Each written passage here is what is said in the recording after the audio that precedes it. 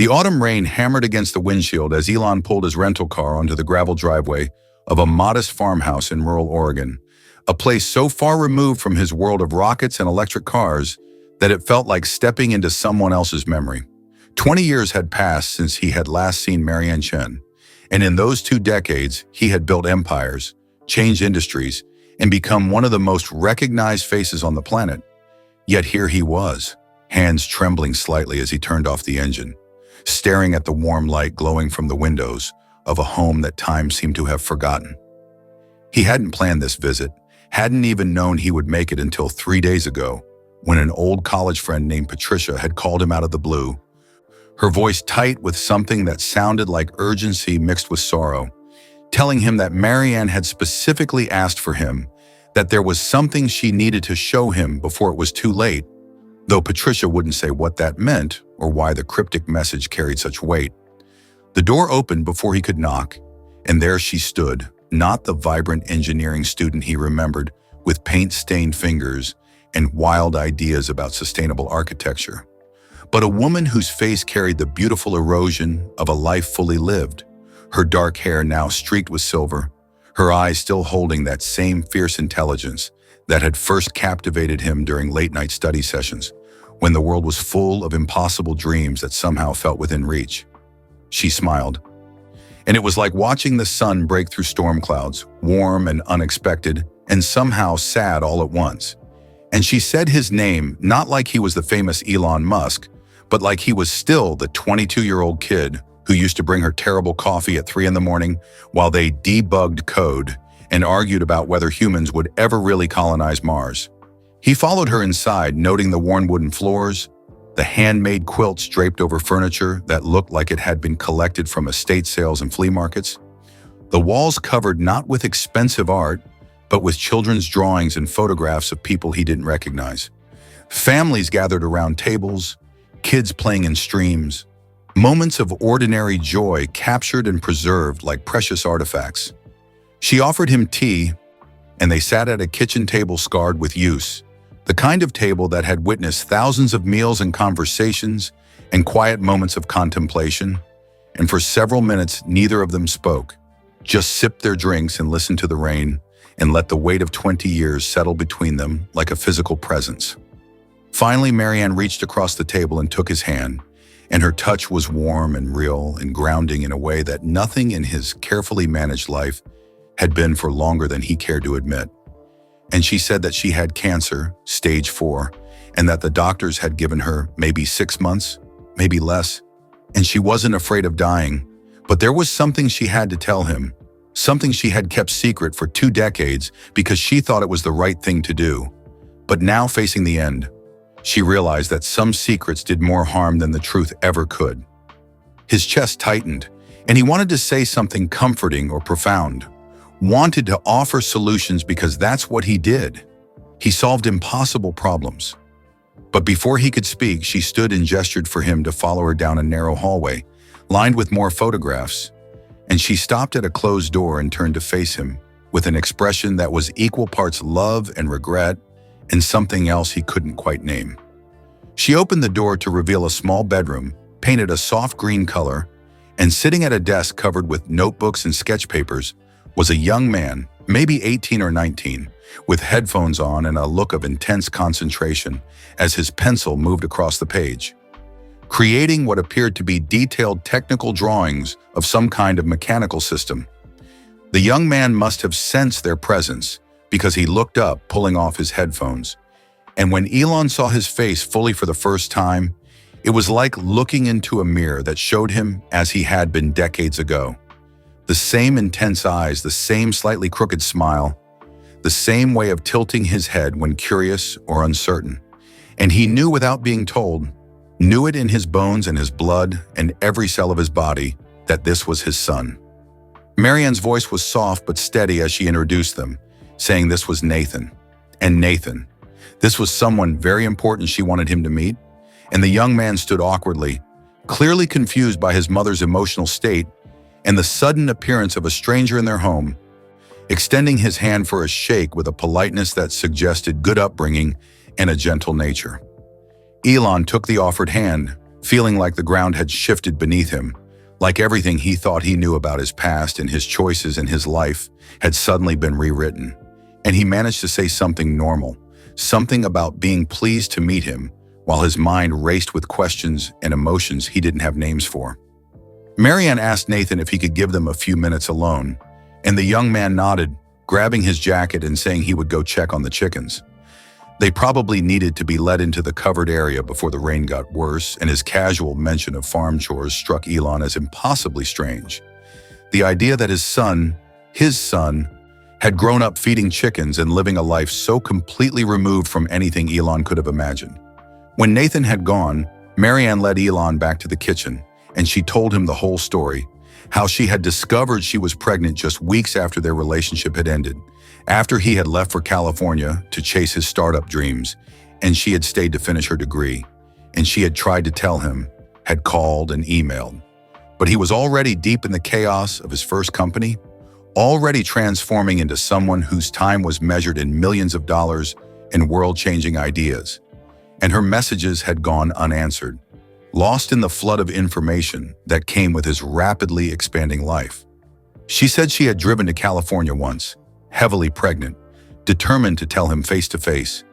But when she arrived at the address she had for him and saw him through the window of a restaurant, meeting with investors, looking stressed and passionate and completely consumed by his vision for the future, she had frozen, had realized that a baby would derail everything he was working toward, would force him to choose between his dreams and this unexpected responsibility. And she couldn't do that to him, couldn't be the person who clipped his wings just as he was learning to fly. So she had driven back to Oregon, had her baby, raised him alone with the help of her parents, built a small architectural practice, specializing in sustainable rural housing, created a quiet life that was good and meaningful and full of love, even if it wasn't the grand adventure she had once imagined. She said Nathan was brilliant, not in a flashy way, but in a deep, thoughtful way, that he loved biology and engineering and spent hours designing systems for small-scale sustainable farming, that he wanted to go to college but they didn't have the money, that he was working part-time at a plant nursery and saving what he could while also helping her through the worst of her treatments. She said she had decided to tell Elon now because Nathan deserved to know his father, deserved to have that connection before it was too late. And also, she admitted with brutal honesty, because she was terrified of what would happen to Nathan when she was gone, terrified that he would be alone in the world with no one to guide him or support him or believe in him the way a parent should. Elon felt like he was drowning, like the air had turned to water and he couldn't quite figure out how to breathe. And he said things that sounded hollow even to his own ears, said he wished he had known, said he would have been there, said he understood why she made the choice she did, but also felt an ache of loss for all the years he had missed, all the moments he could never get back, the first words and first steps and birthday parties and school plays and everything that made up a childhood. Marianne reached out and touched his face, her hand cool and trembling, and she said she didn't tell him this to make him feel guilty, didn't want him to regret the past, because Nathan had a good childhood. He was loved and safe and happy, and yes, they struggled financially sometimes, but they had what mattered. They had each other and they had purpose, and they had a home filled with warmth. What she wanted now was for Elon to get to know Nathan, to build whatever kind of relationship was possible in the time remaining, and maybe if it felt right to both of them, to consider being part of Nathan's future in some way, not to take over or change everything, but just to be there, to be a presence and a support, and someone Nathan could turn to when the loneliness of grief became too heavy to carry alone. The rain had stopped by the time Nathan came back inside, his jacket damp and his boots muddy, and Marianne suggested that maybe Elon could stay for dinner if he had time, and they could all get to know each other a bit. Nothing forced or formal, just a meal and conversation like regular people.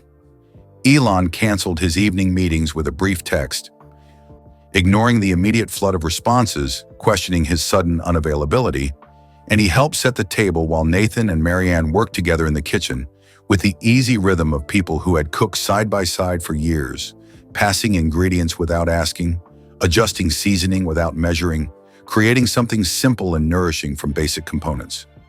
Over dinner, they talked about small things at first, about the weather and the farm and Nathan's job at the nursery.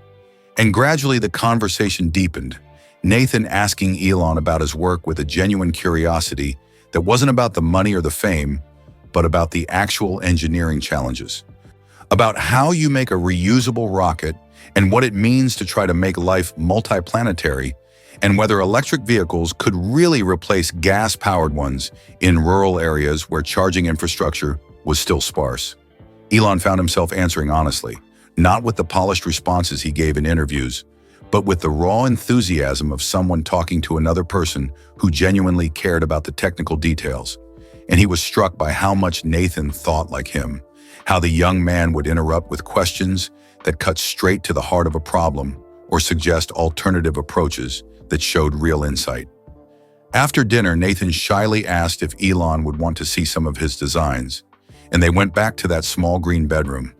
And Nathan pulled out notebook after notebook filled with detailed sketches and calculations for small-scale aquaponics systems, for passive solar heating designs adapted for cold climates, for water collection and purification systems that could work off-grid, all of it practical and clever, and born from real observation of real problems in the community where he lived. Elon sat on the edge of the bed, looking through these notebooks with growing amazement, seeing echoes of his own mind in these pages. The same drive to solve problems, the same inability to accept that something couldn't be done just because it was difficult. The same combination of big-picture thinking and meticulous attention to detail. He asked Nathan what he wanted to study in college, and Nathan looked down at his hands. Those same long fingers that Elon saw every time he looked in the mirror and said he wasn't sure he would get to go to college, that the money wasn't there, and his mom needed him. And besides, he could learn a lot just by doing, just by building things and seeing what worked and what didn't. Elon felt something crack open in his chest, some protective wall he had built around his heart to keep functioning in a world that demanded constant performance and never showed weakness. And he said, carefully, that money shouldn't be the barrier, that if Nathan wanted to go to college, that could be arranged. But Nathan looked uncomfortable and said he didn't want charity, didn't want to be someone's project or obligation. Marianne, who had been standing in the doorway, stepped in and said gently that this wasn't charity, that Elon was Nathan's father, and Nathan's head whipped around so fast it was almost comical, his expression moving from confusion to shock to disbelief in rapid succession. And he looked at Elon and then at his mother and back again, clearly trying to process information that didn't fit with the story he had been told his entire life.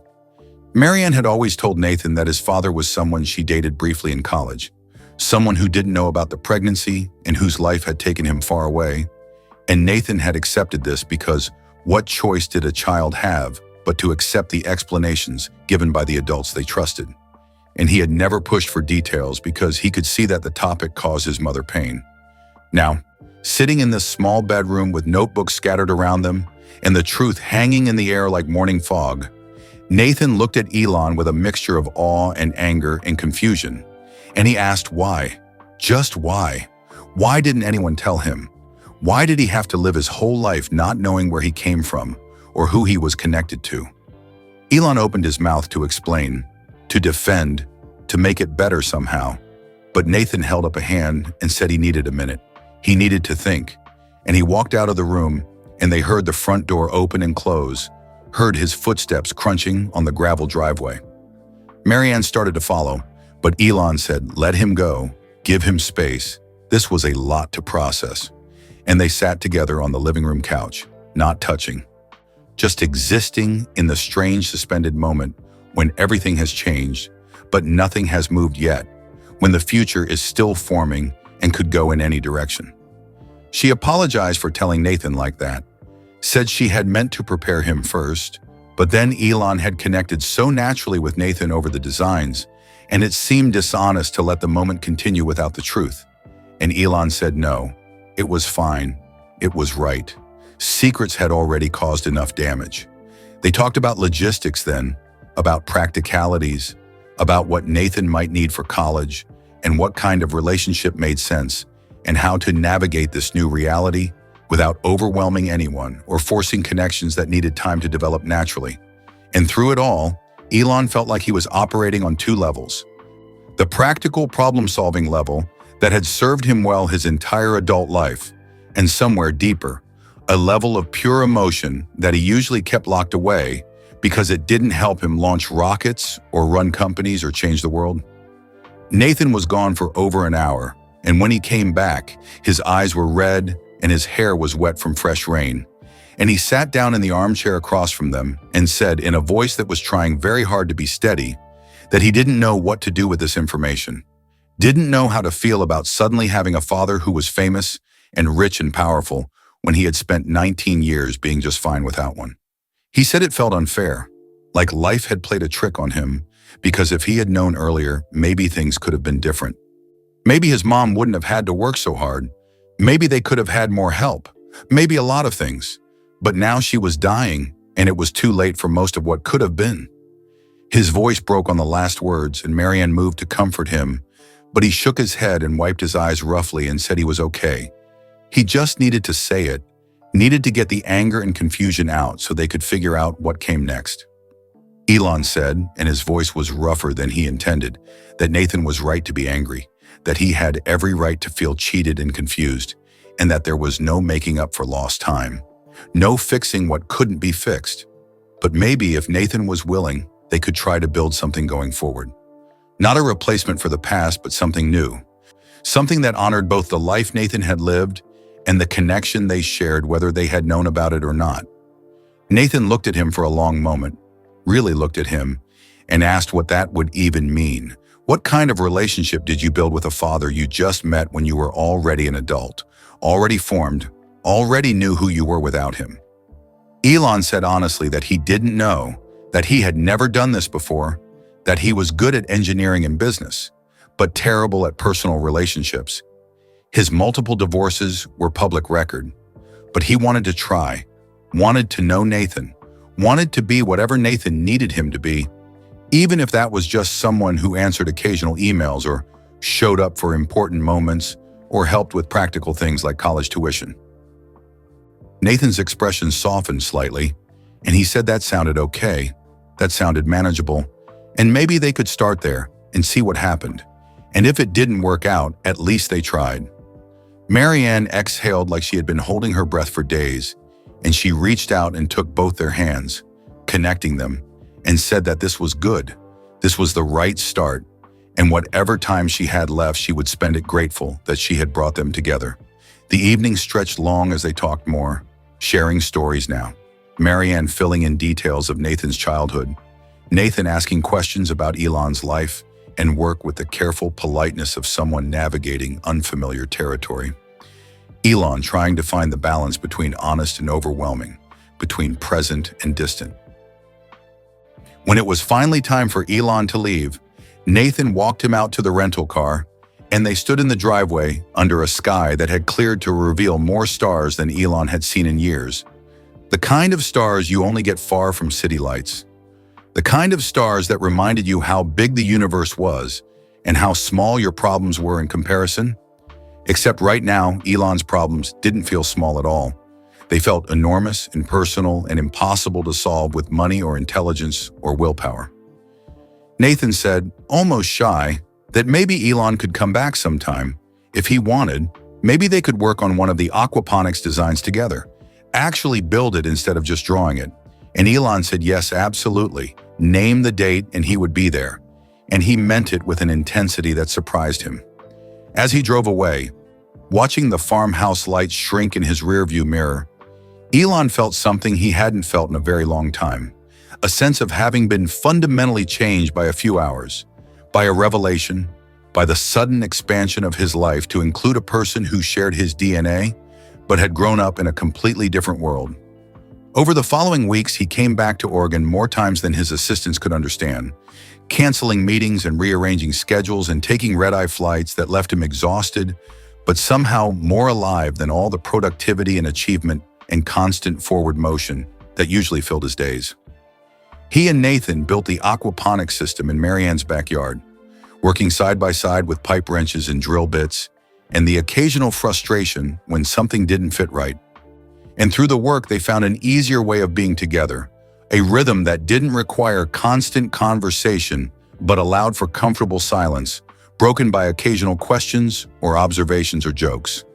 Marianne's health deteriorated faster than anyone expected, and by December she was mostly bedridden, the cancer having spread despite aggressive treatment, and Nathan dropped his nursery job to care for her full-time, and Elon arranged for the best home healthcare support money could buy, nurses and pain management specialists, and whatever could make her more comfortable in her final weeks. He was there the day she died, sitting on one side of the bed while Nathan held her other hand, and she looked at both of them with clear eyes despite the morphine and said she was proud of them. Proud of what they had become and what they might build together, and she made them promise to take care of each other, not out of obligation, but out of genuine care. And then she closed her eyes and slipped away so quietly it took them a moment to realize she was gone.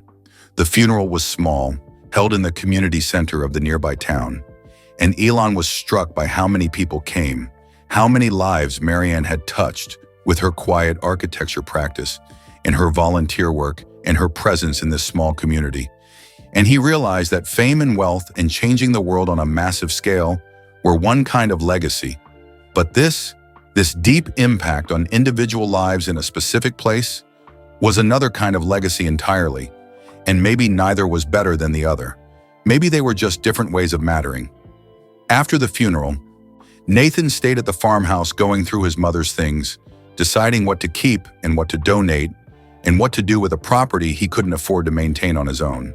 And Elon flew back to California, but found himself unable to focus on work, unable to care about production numbers and design reviews and all the things that usually consumed his attention.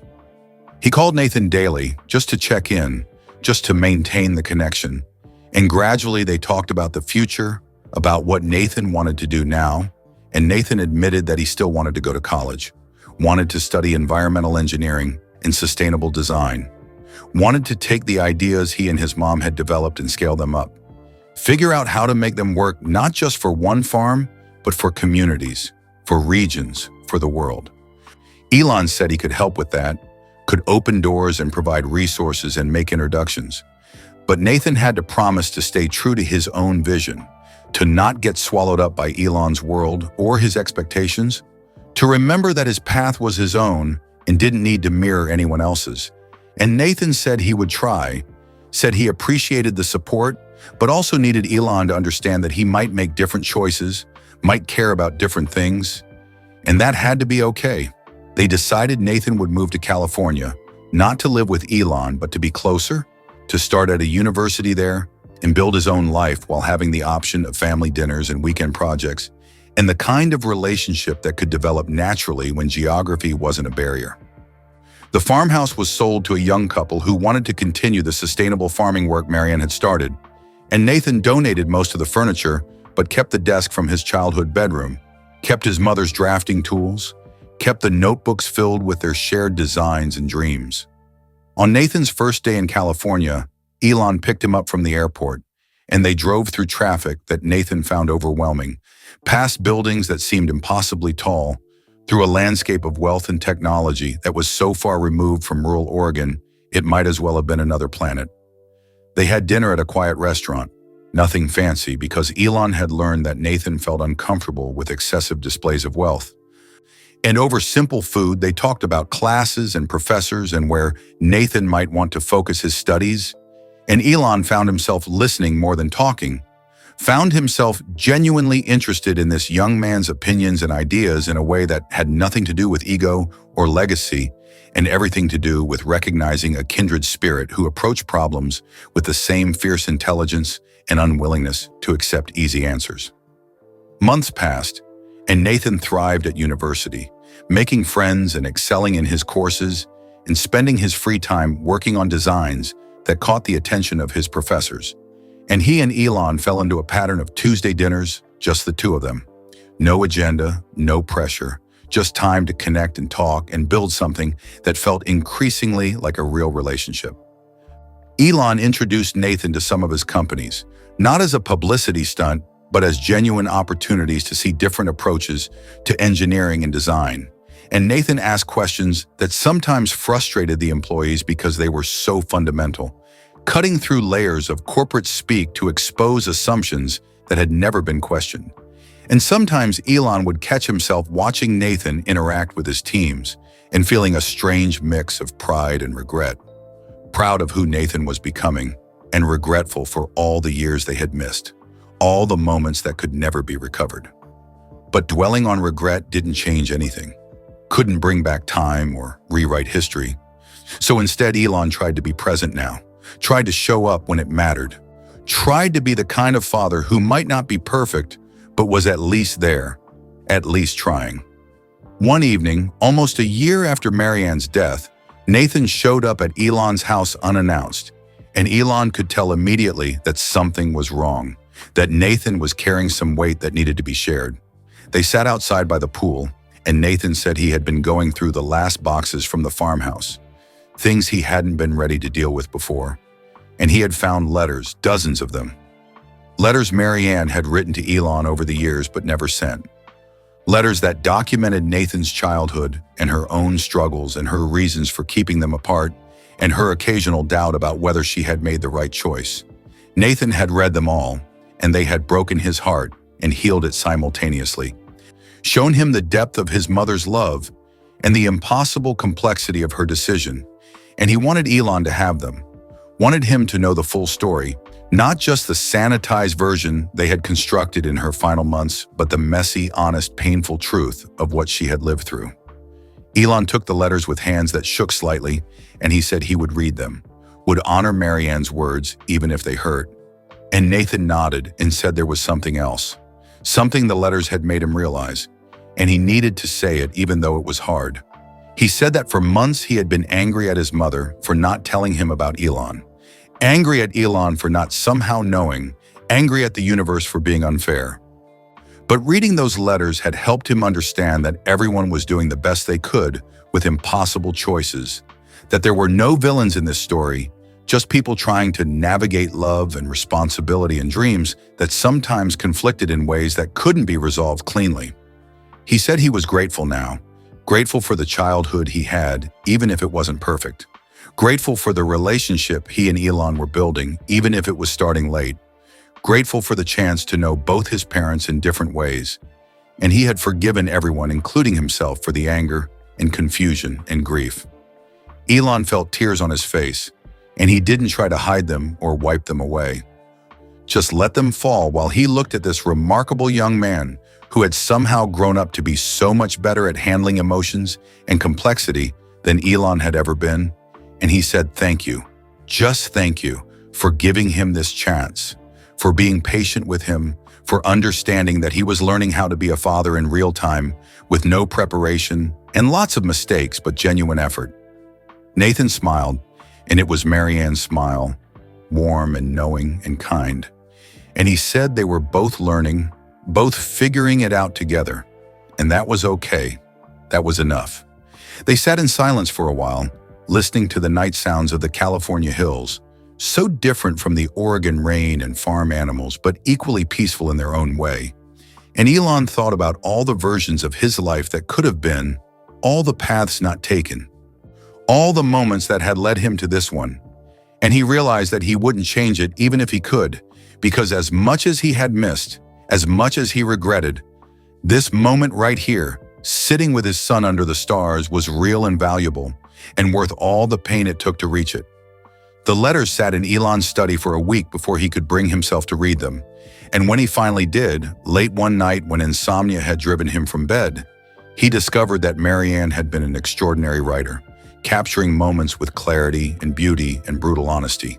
She wrote about Nathan's first words, about his fascination with how things worked, about the time he took apart the toaster at age 6 just to see inside, and then methodically put it back together, about his kindness to animals and his careful observation of the natural world, and his endless questions about stars and space, and whether humans would ever live on other planets, not knowing that his father was working on that exact dream. She wrote about her own struggles, about the loneliness of single parenthood, about the financial stress and the exhaustion, and the moments when she wondered if she had made a terrible mistake in not telling Elon, in not giving him the choice. But then Nathan would do something remarkable, or kind, or brilliant, and she would feel certain that she had protected something precious, had given him a childhood free from the chaos and pressure of Elon's world.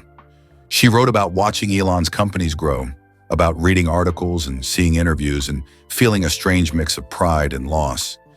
Proud that he had achieved what he set out to do, proud that she hadn't held him back, but lost because they could never share these triumphs, could never celebrate together, could never be a family in any traditional sense. The last letter was different from the others, written just weeks before she contacted Elon, written after she received her terminal diagnosis, and in it she explained why she had finally decided to break her silence. She wrote that she had realized, facing death, that her protection had become a prison, that her good intentions had created a different kind of harm, that Nathan deserved to know where he came from, and Elon deserved to know what he had helped create. And whatever happened next, good or bad or complicated, at least it would be real, at least it would be honest. She wrote that she hoped Elon could forgive her, hoped Nathan could forgive her, hoped that somehow the love she had for both of them would be enough to carry them through the difficult conversations and adjustments and grief that would inevitably come. She wrote that she wasn't afraid of death itself, but was terrified of leaving Nathan alone. And her greatest hope was that by bringing Elon into the picture, she was giving Nathan a chance at family, at connection, at having someone who shared his blood and his brain and would understand him in ways that friends or partners might not be able to match. Elon finished the letters as dawn was breaking, and he sat in his study watching the sky lighten and thinking about responsibility and choice, and the weight of decisions made decades ago that continued to ripple forward, shaping lives in ways no one could have predicted. He thought about all the times he had been called a genius, all the awards and recognition and praise heaped on him for changing industries and pushing boundaries, and how none of it compared to the simple courage it took for Marianne to raise a child alone while still believing in the goodness of her choice, or the grace it took for Nathan to welcome a stranger father into his life despite every reason to be angry and resentful. The next Tuesday dinner, Elon brought the letters with him, and he and Nathan read through them together, and they laughed at some of the stories and cried at others, and sat in amazed silence at the depth of love and sacrifice captured in those pages. And afterward, they talked about Marianne not as someone who was gone, but as someone who had shaped both of them profoundly and would continue to influence them through the values and ideas she had instilled. Nathan's second year at university brought new challenges and opportunities, and he started developing a comprehensive system for small-scale community farming that integrated many of the concepts he and Marianne had worked on, combining aquaponics and solar energy and water conservation in ways that were both innovative and practical. He presented his work at a student symposium, and Elon was in the audience, anonymous in the back row, watching his son explain complex systems with clarity and passion, and he was struck by how different Nathan's approach was from his own. Less about massive scale and disruption, and more about careful integration and community benefit and sustainability in a holistic sense. After the presentation, several professors approached Nathan with opportunities for research positions and funding, and Nathan handled it with a humility that Elon found almost foreign, more interested in collaboration than recognition, more focused on solving real problems for real people than on making headlines or building an empire. That night over dinner, Elon asked Nathan what he ultimately wanted to do with his degree, what his biggest dream was, and Nathan thought for a long moment before answering.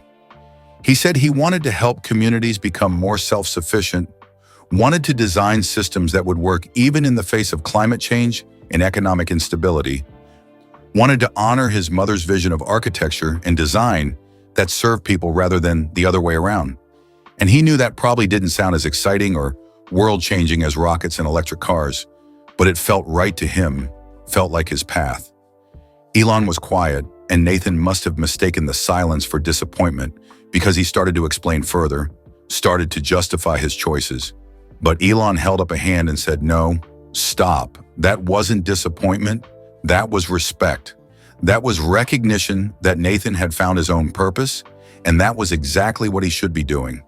That the world needed people who thought the way Nathan did just as much as it needed people who thought the way Elon did. That there was no hierarchy of dreams, No right answer about what mattered most.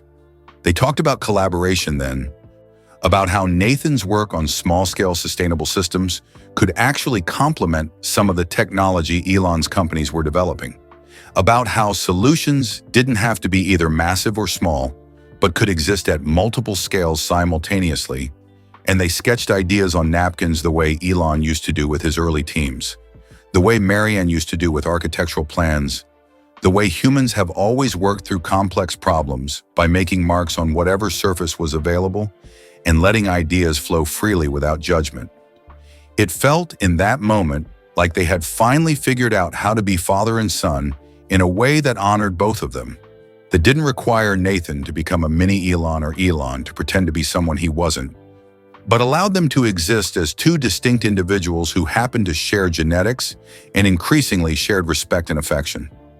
The years that followed brought their own rhythms and challenges, and Nathan graduated with honors and started a nonprofit focused on implementing his sustainable community designs in rural areas that had been economically devastated by climate change and industrial decline. Elon provided seed funding, but insisted on staying hands-off operationally, trusting Nathan to build something true to his own vision, and Nathan's organization grew slowly but successfully, proving that there was real demand for systems that helped communities become more resilient and self-sufficient. They still had their Tuesday dinners most weeks, sometimes just the two of them, and sometimes including Nathan's friends or Elon's colleagues. And these gatherings became something Elon looked forward to more than almost any business meeting or public appearance, became an anchor point in a life that could easily spiral into pure work and obligation without moments of genuine human connection. One Tuesday, almost 5 years after that first visit to Oregon, Nathan arrived at dinner with a woman named Sophia, and he introduced her nervously as someone special. And over the meal, Elon watched them interact with the easy affection of people who were truly comfortable with each other, who had built something real and sustainable, and he felt a pang of emotion that he recognized as fatherly pride mixed with the bittersweet awareness that Nathan was building his own life, his own family, moving forward in the way young people should. After Sophia excused herself to take a phone call, Nathan said quietly that he was thinking about proposing, that he had found someone who understood his work and his values and made him want to be better, and he asked almost shyly if Elon would be okay with that, if he would want to be involved in a wedding, and Elon felt his throat tighten as he said, "Yes, absolutely. He would be honored, and thank you for asking. Thank you for including him in these moments." The wedding was held on the old farmhouse property in Oregon, which the young couple who had bought it had transformed into a thriving example of sustainable agriculture and had happily offered as a venue. And it was small and beautiful and filled with people from all different parts of Nathan's life. University friends and nonprofit colleagues and community members from the areas his organization served, and a few of Elon's closest associates who had heard enough stories to feel invested in Nathan's happiness. Elon walked Nathan down the aisle, a role he had never imagined playing, a responsibility that felt both overwhelming and exactly right. And as he placed Nathan's hand in Sophia's and stepped back, he caught sight of a photograph on the memorial table. Marianne in her 20s, laughing at something off camera, and he felt like she was there somehow, like her love and sacrifice and vision had created this moment as much as any of them had. At the reception, Nathan gave a speech that brought most of the guests to tears, talking about his mother and how everything good in his life came from her example and her values. And then he turned to Elon and said that finding his father had been unexpected and sometimes difficult, but ultimately one of the greatest gifts his mother had given him, that it had taught him that family could be built at any point, that love wasn't diminished by late arrivals or complicated beginnings, that what mattered was showing up and being honest and trying even when it was hard. He said that Elon had taught him that big dreams and practical action weren't opposites, that you could care about both changing the world and being present for the people who mattered, and he hoped to carry both those lessons forward into his marriage and his work and whatever came next in his life. Elon managed to get through his own speech without completely breaking down, though his voice was rough and his eyes were wet as he talked about second chances and unexpected blessings, and how sometimes the universe gave you exactly what you needed in the form you least expected. He talked about Marianne's courage and Nathan's grace, and how they had both taught him things that all his education and experience and achievement had never touched. Lessons about what it meant to truly love someone, to put their needs ahead of your own, to build something that lasted not because it was loud or famous, but because it was rooted in care and attention and genuine respect. He said that being Nathan's father, even part-time, even starting late, had made him a better person, had given him a reason to think about legacy in new ways, to consider what he was building beyond companies and technologies. To understand that the most important work any of them did was the work of connection and love and passing something valuable to the next generation. The evening stretched long with music and dancing and conversation, and Elon found himself talking to the young couple who now owned the farmhouse, hearing about the community programs they were running and the school groups they hosted and the ways they were trying to continue Marianne's vision of making sustainable living accessible and practical rather than elitist or exclusionary. They showed him the aquaponics system he and Nathan had built years ago, still functioning, still producing food, now incorporated into a larger educational program that taught local kids about biology and engineering and environmental stewardship. And Elon felt a sense of completion, like something that had been broken had finally been made whole, not perfectly, not without scars, but whole enough to function, whole enough to matter. Late in the night, after most of the guests had left and only close friends remained, Nathan found Elon sitting on the porch where he had first followed Marianne years ago, and he sat down beside him, both of them tired and happy and full of food and wine and emotion. Nathan said he had something for Elon, and he pulled out a small package wrapped in plain paper, and inside was a leather journal, handmade, with Elon's initials tooled into the cover. Nathan explained that Sophia was a bookbinder as a hobby, and she had made this specially, and he wanted Elon to have it because he said his mother had kept all those letters, all those observations and thoughts and feelings. And even though they had been painful to read, they had also been precious. They had captured something that would have been lost otherwise. He wanted Elon to consider doing the same, writing things down not for publication or posterity, but just for the act of reflection, for creating a record of thoughts and experiences that might someday matter to someone, maybe to Nathan's future children, maybe just to Elon himself in older age when memory became less reliable. Elon held the journal, running his fingers over the leather, and he said he wasn't much of a writer. His thoughts came in fragments and equations and diagrams, but he would try, would attempt to capture something of what these years had taught him. These unexpected years of learning to be a father to a son who didn't need raising, but needed presence, needed witness, needed someone to care about his life and his work and his happiness. Nathan leaned his head briefly on Elon's shoulder, a gesture so simple and so loaded with meaning that Elon had to close his eyes against the surge of feeling. And then Nathan stood and said he should get back to his bride. And he walked away, leaving Elon alone with the journal and the night sounds and the weight of everything that had happened since that rainy afternoon when he drove up a gravel driveway to discover that his life was not at all what he had thought it was.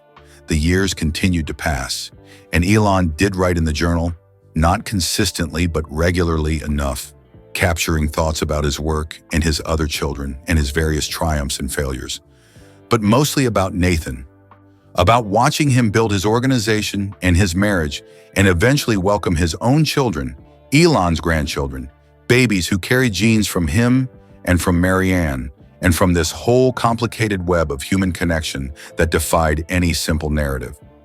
He wrote about the strange experience of being a grandfather to children who knew him from the beginning, unlike Nathan, who had to integrate the father relationship into an already formed identity, and how these little ones would run to him without hesitation, would climb into his lap and demand stories, or ask impossible questions about space and robots and why the sky was blue.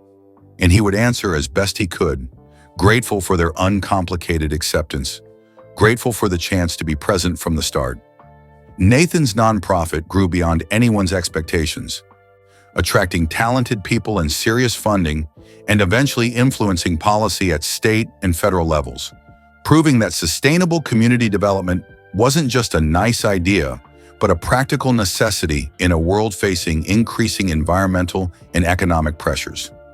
He was invited to speak at conferences and advise government agencies, and occasionally reporters would discover his connection to Elon and try to make it into a story about dynasty or privilege.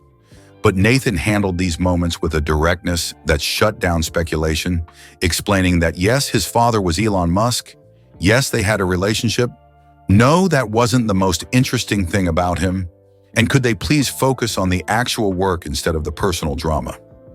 Elon appreciated this approach, appreciated that Nathan had figured out how to exist in proximity to fame without being consumed by it, how to use whatever advantages their relationship provided without letting it define his entire identity. On the 10th anniversary of Marianne's death, Elon and Nathan drove back to Oregon together, renting a car and making the trip in comfortable silence, punctuated by occasional conversation, the way they had learned to be together over the years.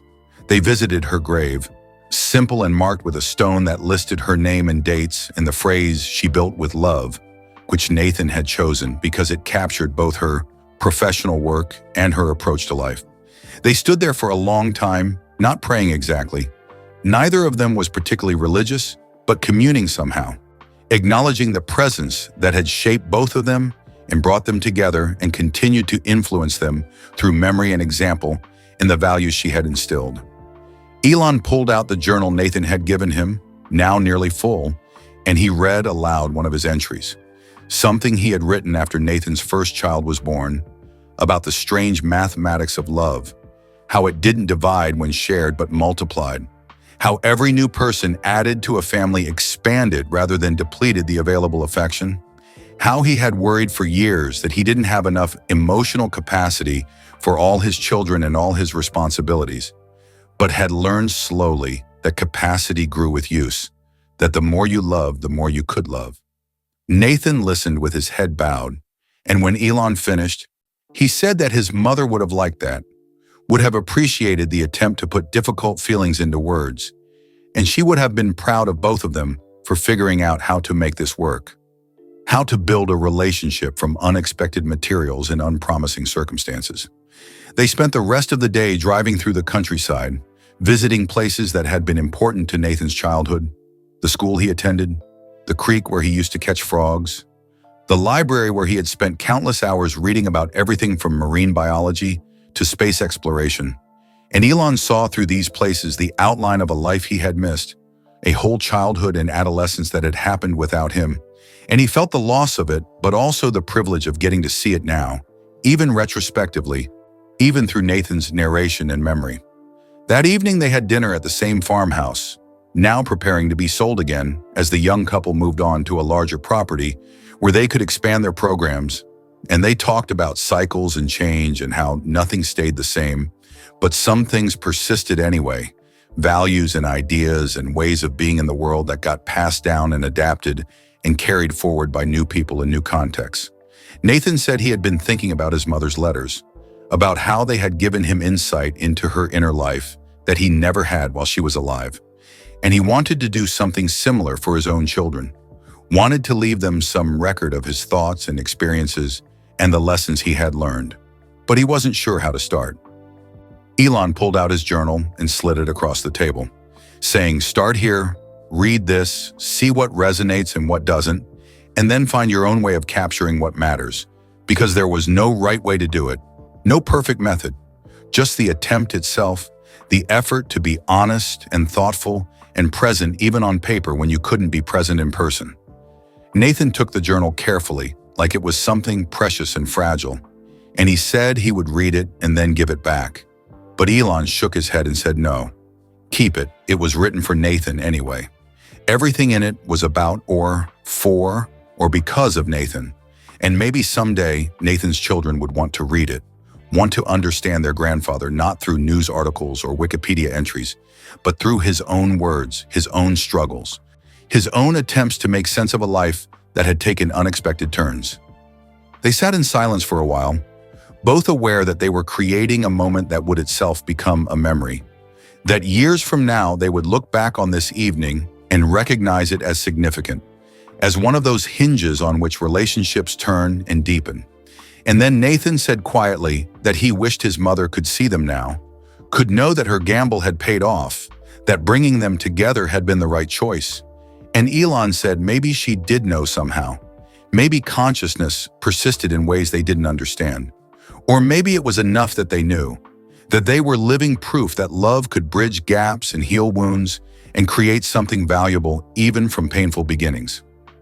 The drive back to California the next day felt different, lighter somehow, like they had laid down a burden neither had fully acknowledged carrying, and they talked about practical things, about Nathan's upcoming projects and Elon's latest engineering challenges, and the mundane details of scheduling and logistics that made up so much of life, regardless of how dramatic or meaningful the underlying relationships were.